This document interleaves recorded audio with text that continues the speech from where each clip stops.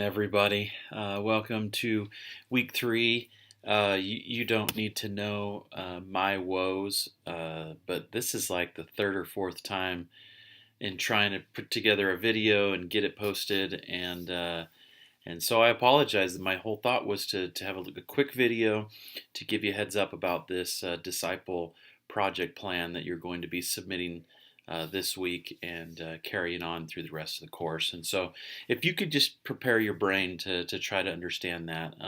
As part of the Book of Mormon class, you did have that one assignment where you chose a Christlike attribute, you put together a plan, you had a couple of weeks to work on that, and then you reported.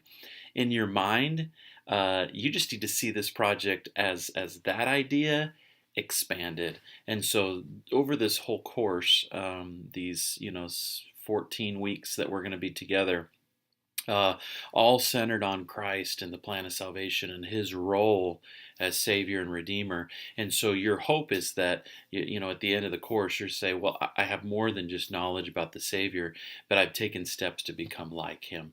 And so this project is designed to be able to help you do that.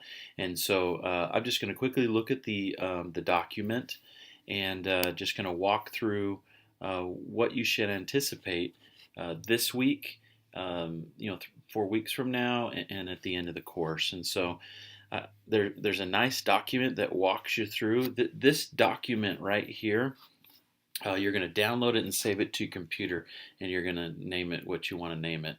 We're going to call this a living document, meaning that it will change throughout the course of the class. That it's, you don't download it and then respond to some questions and then later, respond to some different questions. But you're going to download it once. You're going to name it.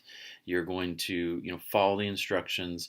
You're going to respond at the end of this week, and then save that. And then when you work on this part, right, and respond here, you'll just add it to the document and then resubmit it to me. And so it'll be alive. It'll grow. It'll change. Hopefully, just like you. And so, into anticipation this week, please read all this background information, but these 4 items are what you're going to respond to in your writing plan. I'm not too concerned about writing style, about trying to figure out, do I have a thesis statement and am I supporting it? You could number paragraphs, paragraph 1, and then just have a response. You could have a flow as an essay if that's more pleasing to your mind and heart, but it's just got to be within that 300 to 400 word count. Going over that is not going to be beneficial to you. It'll be harder on me.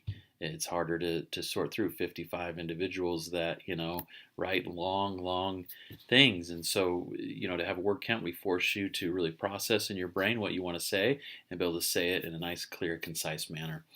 But item number 1, you're just going to say, I just want to be into your mind saying, why are you choosing this topic? What's in your heart and mind? What do you want to accomplish?